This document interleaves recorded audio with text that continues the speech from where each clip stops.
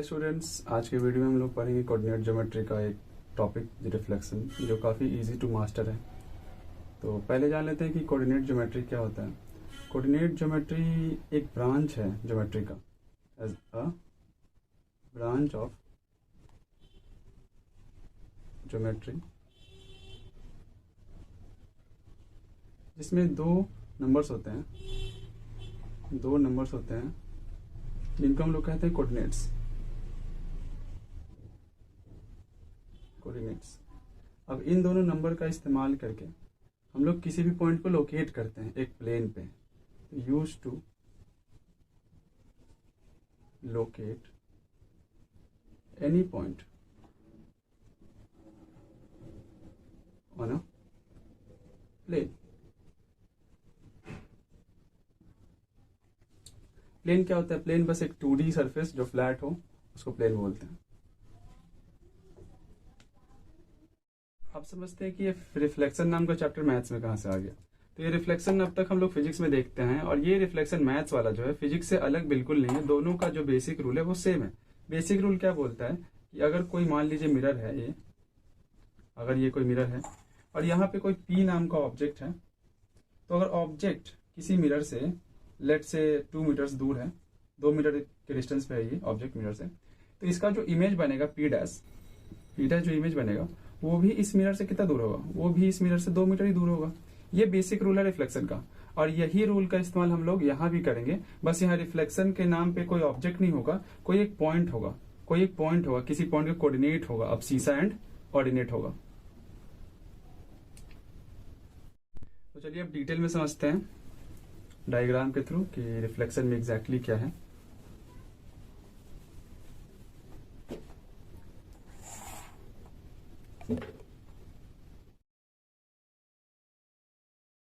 ये जो फिगर मैं बना रहा हूँ, इसके बोर्ड से रब होने तक रिफ्लेक्शन के सारे कॉन्सेप्ट आपको आ जाएंगे, और कोऑर्डिनेट के कुछ छोटे मोटे कॉन्सेप्ट्स भी आपको क्लियर हो जाएंगे। मैं गारंटी लेता हूँ कि इसके बाद आपका रिफ्लेक्शन का एक भी ऐसा क्वेश्चन नहीं होगा जो आपसे ना बने।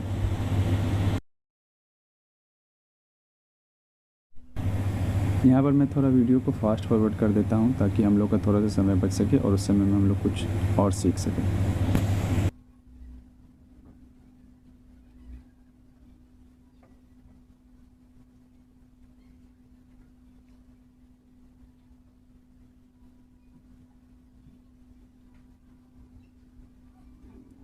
देखिए, अब हम लोग रिफ्लेक्शन का सारा कॉन्सेप्ट एक क्वेश्चन से सीखेंगे, और क्वेश्चन क्या है? Find the image of P, let से इसका सीसा 3 है और ऑर्डिनेट 4 है, अंडर द रिफ्लेक्शन ऑफ पहला x एक्सिस, दूसरा y axis, and third origin. तो कहने का मतलब क्या है क्वेश्चन का कि P कोई पॉइंट है, उसको अगर रिफ्लेक्ट कराते हैं x एक्सिस को मिरर मान के, तो उसका इमेज का कोऑर्डिनेट क्या होगा? P कोई पॉइंट है, उसको अगर रिफ्लेक्ट कराते हैं y एक्सिस को मिरर मान के, तो जो इमेज बनेगा उसका कोऑर्डिनेट क्या होगा? उसी तरीके से ओरिजिन भी। तो सबसे पहले ऐसे क्वेश्चन में हम लोग जो पॉइंट दिया है उसको हम लोग प्लॉट कर लेंगे। अगर प्लॉटिंग करने में किसी बच्चे को दिक्कत आता है तो प्लॉटिंग कैसे करते हैं वो देख लीजिए। पॉइंट के अब सीसा पे अपना मार्कर रखिए, और अगर y एक्सिस मतलब कोऑर्डिनेट पॉजिटिव है तो ऊपर जाएंगे, नेगेटिव है तो नीचे आएंगे। मतलब कि 3 पे पॉइंटर रखेंगे, और y क्या है यहाँ पे पॉजिटिव है तो ऊपर जाएंगे 4 यूनिट, मतलब कि यहाँ पे कुछ ये हमारा P है। ठीक है, ये पॉइंट हमारा P हो जाएगा 3,4। अब देखिए, अगर x एक्सिस मिरर है, पहला वाला हम लोग बना रहे हैं, अगर x एक्सिस हम लोग का मिरर है, तो ये मिरर से ये पॉइंट कितना दूर है? ये डिस्टेंस कितना है? ये डिस्टेंस कितना है? 4 यूनिट, 4 यूनिट दूर है। मतलब कि P का जो इमेज बनेगा वो भी अपने मिरर से, यानी कि x एक्सिस से 4 यूनिट ही दूर होगा। मतलब कि 1 2 3 4 कुछ यहाँ पे होगा, मतलब ये जो पॉइंट है ये P का इमेज है, अंडर रिफ्लेक्शन एक्स एक्सिस, मतलब एक्स एक्सिस को अगर मिरर मान के रिफ्लेक्ट कराते हैं तो पी का इमेज यहाँ बनेगा। Let's call this point P dash. तो इसका जो कोऑर्डिनेट होगा वो आप लोग खुद बताइए। पहले लिखते हैं अब सीसा, किसी भी पॉइंट का कोऑर्डिनेट पहले लिखते हैं अब सीसा, मतलब एक्स एक्सिस वाला पॉइंट 3, और उसका फिर बाद क्या लिखते हैं, ऑर्डिनेट लिखते हैं। ऑर्डिनेट कितना, -4।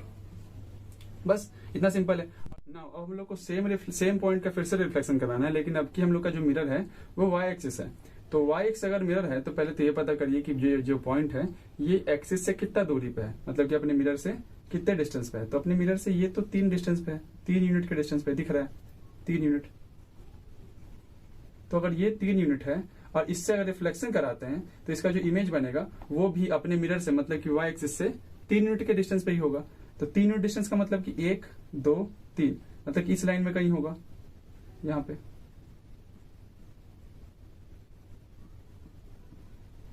ये जो पॉइंट होगा ये होगा reflection of P under Y axis. तो इसका जो कोऑर्डिनेट होगा, let's call this point P double dash. तो इसका जो कोऑर्डिनेट्स होगा पहले आपसे लिखते हैं, मतलब कि -3, और फिर ऑर्डिनेट लिखते हैं, इट मीन्स 4।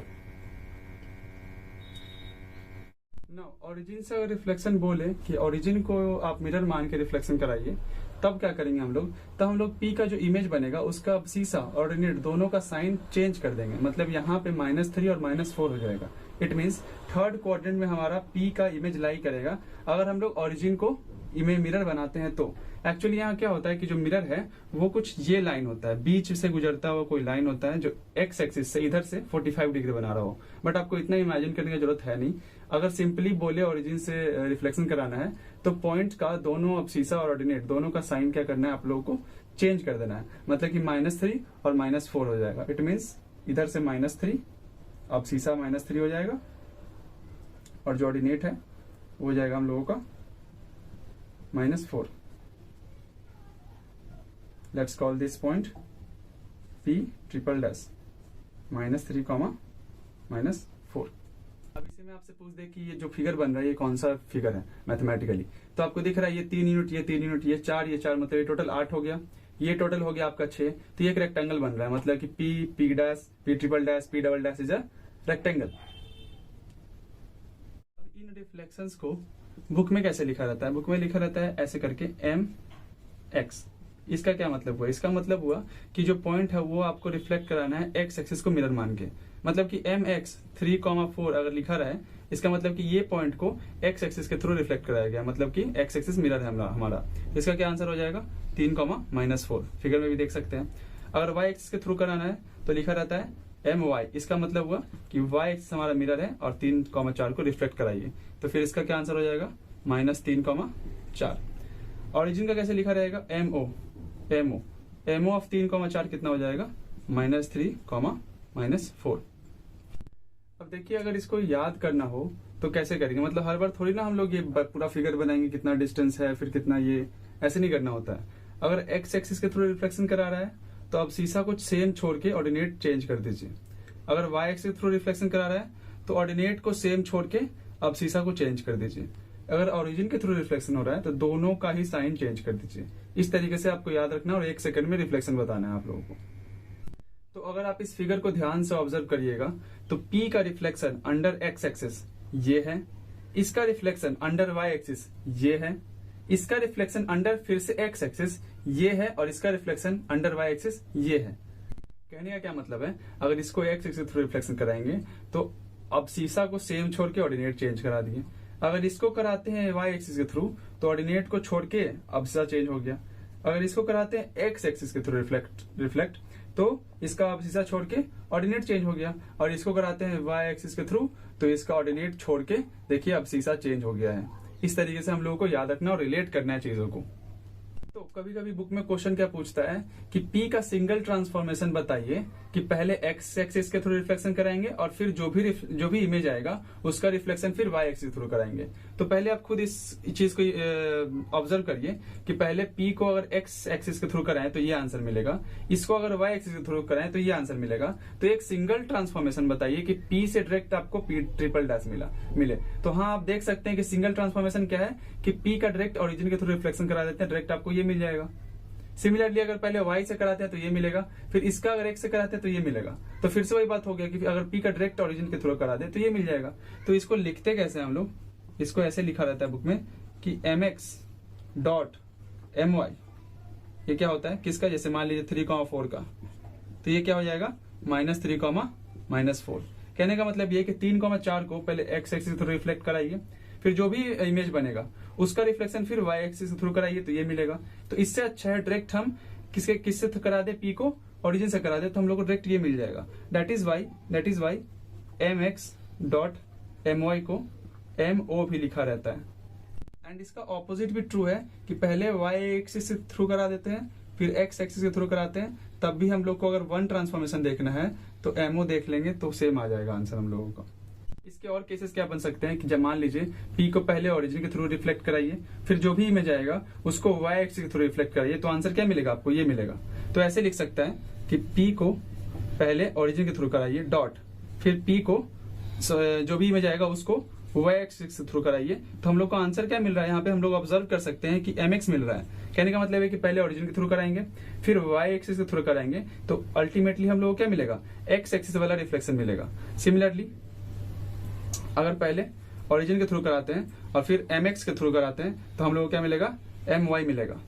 या फिर शॉर्टकट में आप ऐसे याद कर लीजिए कि कोई भी दो होगा तो रिजल्टेंट उसका तीसरा वाला होगा, मतलब ओरिजिन y और x में कोई भी दो लिख देगा डॉट करके तो उसका रिजल्टेंट तीसरा वाला होगा। या फिर आप ऑब्जर्व करके लिख सकते हैं, यहाँ पे देख लीजिए कि अगर पहले मान लीजिए ओरिजिन के थ्रू कराया फिर इसका रिफ्लेक्शन x एक्सिस के थ्रू कराया तो ये मिलेगा। तो यहाँ तक पहुंचने के लिए हम लोग डायरेक्ट इसका रिफ्लेक्शन y एक्सिस के थ्रू नहीं करा सकते हैं, तो वही लिखा हुआ है कि पहले ओरिजिन फिर x, तो इससे अच्छा है कि हम लोग डायरेक्ट क्या करेंगे, y एक्सिस के थ्रू रिफ्लेक्शन कराएंगे। जैसे मान लीजिए कि अब बोल देते हैं कि जो p का रिफ्लेक्शन है वो y इज इक्वल्स टू 2 जो लाइन है इसके थ्रू रिफ्लेक्ट कराइए, ये लाइन है। तो y इक्वल्स टू 2 आखिर कौन सा लाइन है, x एक्सिस और y एक्सिस तो समझ में आ रहा था।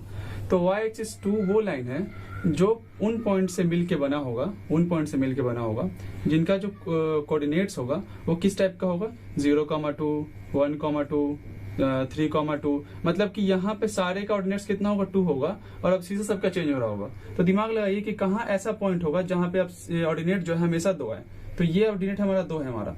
तो अगर ऐसे पॉइंट्स को मिला के अगर बनाते हैं तो ये लाइन हम लोग का बनेगा। देखिए सबका अब सीधा अलग अलग है लेकिन सबका ऑर्डिनेट क्या है, 2 ही है। तो ये जो लाइन बनेगा हमारा parallel to the x axis that is called y equals to 2, इस लाइन को कहेंगे। तो इस लाइन को आप बोल रहा है कि मिरर मानिए और फिर रिफ्लेक्ट कराइए। तो पहले हम लोग ये लाइन बना लेते हैं।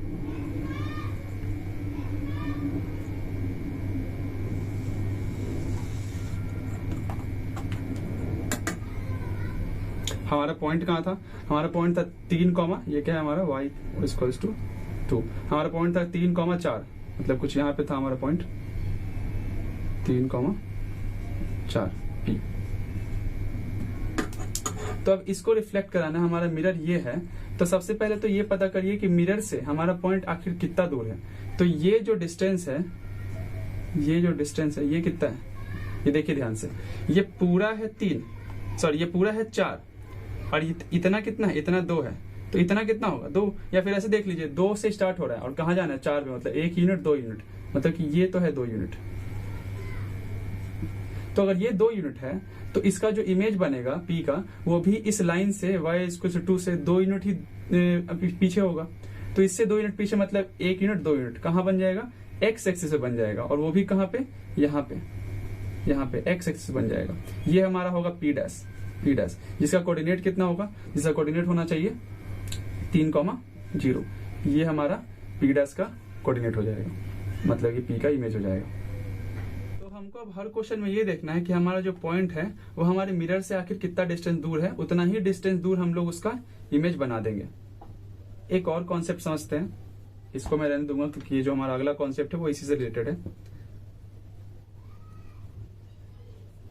There is something called invariant point.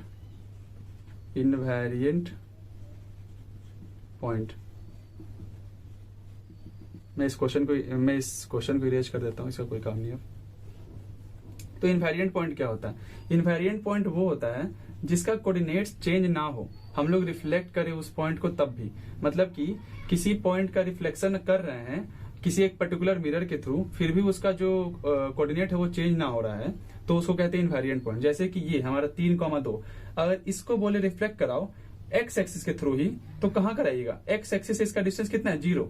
तो ये कहाँ रहेगा? यहीं का यहीं रह जाएगा। मतलब कि किसी पॉइंट का इमेज वो खुद हो, किसी पॉइंट का इमेज वो खुद हो, तो उसको कहते हैं इनवेरिएंट पॉइंट।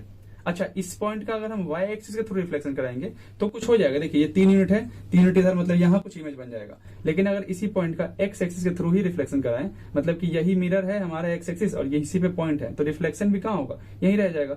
ये फिजिक्स के तरीके से समझिए। जैसे मान लीजिए ये एक मिरर है आपका, और आप अगर यहीं पे ऑब्जेक्ट रख देते हैं तो इमेज भी यहीं हो जाएगा। मतलब कि मिरर से अगर 0 डिस्टेंस पे ऑब्जेक्ट है तो मिरर से 0 डिस्टेंस पे इमेज भी शो होगा ना। तो this is called invariant point. ऐसे पॉइंट को हम लोग इनवेरिएंट पॉइंट कहते हैं, जो एक पर्टिकुलर मिरर से रिफ्लेक्ट होके भी सेम ही कोऑर्डिनेट्स आ जाए। अभी तक जो पढ़े हैं उसके बेस पे क्वेश्चन करेंगे। क्वेश्चन स्क्रीन में फ्लैश हो रहा होगा। क्वेश्चन क्या बोल रहा है? The point a -3,2 is reflected in the x axis to the point a dash.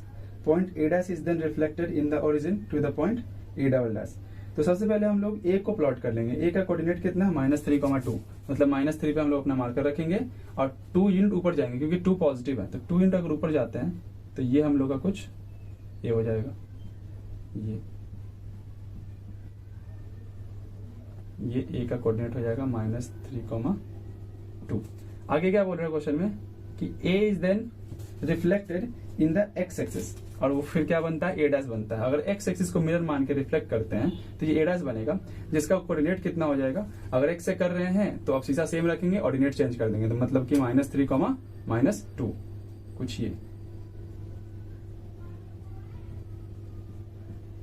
जो पॉइंट है ये हम लोग का हो जाएगा a डैश, जिसका कोऑर्डिनेट कितना हो जाएगा? -3,-2। आगे क्या बोल रहा है कि a dash is then reflected in the origin. हम बताए थे आपको कि ओरिजिन से अगर रिफ्लेक्शन हो रहा है तो अब सीसा और ऑर्डिनेट दोनों का ही साइन चेंज कर दीजिए। तो दोनों का साइन चेंज करने पे क्या हो जाएगा? 3,2। 3,2 होता है हम लोगों का फर्स्ट क्वाड्रेंट में दोनों पॉजिटिव, मतलब कि कुछ यहाँ पे आएगा 3,2, मतलब कि यहाँ पे, और ऑर्डिनेट हम लोग का 2। ये हम लोग का हो जाएगा पॉइंट a डबल डैश, जिसका कोऑर्डिनेट हो जाएगा 3,2। अब क्वेश्चन पढ़ते हैं। फर्स्ट नंबर क्या बोल रहा है? Write down the coordinates of a dash, a double dash. तो a डबल डैश का कोऑर्डिनेट्स तो निकल गया, पहला बन गया। दूसरा क्या बोल रहा है? Write down a single transformation that maps a onto a double dash. तो सिंगल ट्रांसफॉर्मेशन का मतलब क्या हुआ कि a से a डैश बना, फिर a डैश से a डबल डैश बना। तो ऐसा एक ट्रांसफॉर्मेशन बताइए जो a से डायरेक्ट a डबल डैश बने। तो यहाँ पे दिख रहा है हम लोगों को कि अगर a को y एक्सिस को अगर मिरर मान के रिफ्लेक्शन करा देते तो डायरेक्ट हम लोग का a डबल डैश आ जाता। देखिए अब सीसा चेंज हो जाता और ऑर्डिनेट सेम रहता। तो यहाँ पे क्या लिखेंगे हम लोग? रिफ्लेक्शन थ्रू या फिर reflection under y axis is the answer of second question. हम लोग का फर्स्ट क्वेश्चन का आंसर क्या हो जाएगा? फर्स्ट क्वेश्चन का आंसर हो जाएगा कि a डबल डैश का जो कोऑर्डिनेट है वो 3,2 है, और सेकंड क्वेश्चन का आंसर हो जाएगा रिफ्लेक्शन अंडर y एक्सिस। अच्छा, इसको बिना देखे भी कर सकते थे। आप लोगों को मैं बताया हूं कि पहले आप क्या लिखिए, पहले क्या बोल रहा है कि x एक्सिस से रिफ्लेक्शन हो रहा है तो mx, फिर क्या हो रहा है? ओरिजिन से हो रहा है तो mo। मैं बताया था कि अगर कोई दो हो तो दोनों का रिजल्टेंट क्या हो जाएगा? तीसरा वाला, मतलब कि x, y और ओरिजिन में कोई दो लिखा रहे तो दोनों का रिजल्टेंट जो है वो तीसरा वाला हो। तो डायरेक्ट हम लोग बता सकते थे कि my, मतलब my is the single transformation जो इन दोनों के इक्विवेलेंट हो जाएगा। तो एक क्वेश्चन और करेंगे हम लोग जो बाकियों से थोड़ा टफ तो नहीं बोलूंगा, बट अलग है, थोड़ा सा अलग है। क्वेश्चन फ्लैश हो गया होगा स्क्रीन पे, देख लीजिए। Points a and b have coordinates 3,4 and 0,2 respectively, find the image. तो पहले a और b को हम लोग प्लॉट कर लेते हैं। a क्या है? 3,4, 3,4 मतलब कि यहाँ पे सिखा दिए हैं आप लोगों को कि कैसे प्लॉटिंग करना होता है। ये हमारा a है 3,4। b का कोऑर्डिनेट कितना है? 0,2, 0,2 मतलब कि ऊपर यहाँ पे ये कुछ पॉइंट है 0,2, ये हमारा b 0,2। अब आगे क्या बोल रहा है कि a डैश जो है वो रिफ्लेक्शन है a का इन द x एक्सिस, वो फाइंड करिए। तो x एक्सिस मतलब कि ये x एक्सिस है और ये y एक्सिस है। तो x एक्सिस के अंडर रिफ्लेक्शन करेंगे तो इसका ऑप्सिसा सेम रहेगा, ऑर्डिनेट चेंज हो जाएगा, मतलब कि 3,-4। 3 कॉमा -4।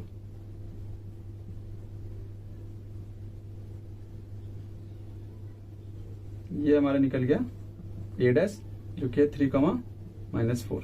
तो पहला का answer A dash is equals to 3 comma -4। B में क्या बोल रहा है कि B dash of B under reflection in the line A dash, मतलब बी का रिफ्लेक्शन कराइए तो इमेज बनेगा बी डैश, लेकिन इस बार मिरर कौन है? मिरर है ए डैश। ए डैश जो लाइन बन रहा है यही हम लोग के मिरर की तरीके से एक्ट करेगा इस बार। तो हम लोग देखेंगे कि जो बी है वो हमारे मिरर से कितना डिस्टेंस पे है। तो ये डिस्टेंस कितना है? ये डिस्टेंस 3 यूनिट है, 1 2 3। तो हम लोग का जो इमेज बनेगा वो ऑपोजिट डायरेक्शन में 3 यूनिट में बनेगा। तो 1 2 3 मतलब कि कुछ यहाँ पे बनेगा हम लोग का जो इमेज होगा बी का। ये जो पॉइंट है ये क्या होगा? बी डैश होगा, बी डैश होगा। इसका कोऑर्डिनेट कितना हो जाएगा? अब सीसा 6 और ऑर्डिनेट 2, ऑर्डिनेट ये है 2। तो हम लोग का सेकंड का आंसर क्या हो जाएगा? यहां लिख देता हूं मैं। सेकंड का आंसर क्या हो जाएगा? B dash is equals to 6,2 under A dash.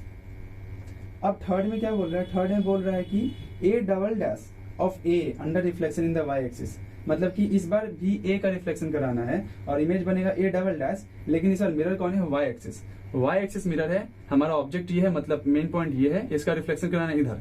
तो ऑपोजिट डायरेक्शन में सबसे पहले ये पता करते हैं कि हमारे मिरर से ये पॉइंट कितने डिस्टेंस पे है। तो ये पॉइंट इतने डिस्टेंस पे है। ये डिस्टेंस कितना है? ये डिस्टेंस तो हमारा 3 यूनिट है, 3 यूनिट है। मतलब कि इधर से 3 यूनिट पे भी हमारा ए डबल डैश बनेगा। तो 3 यूनिट मतलब 1 2 3, मतलब कि यहाँ पे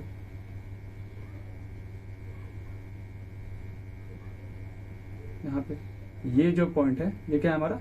ए डबल डैश, जिसका कोऑर्डिनेट कितना हो जाएगा? अब सीसा -3 और ऑर्डिनेट सेम रहेगा। या फिर ऐसे ही देख लीजिए डायरेक्ट कि वाई एक्सिस के थ्रू हुआ है तो ऑर्डिनेट सेम रहेगा और अब सीसा ऑपोजिट हो जाएगा। नाउ थर्ड में फोर्थ में क्या बोला है?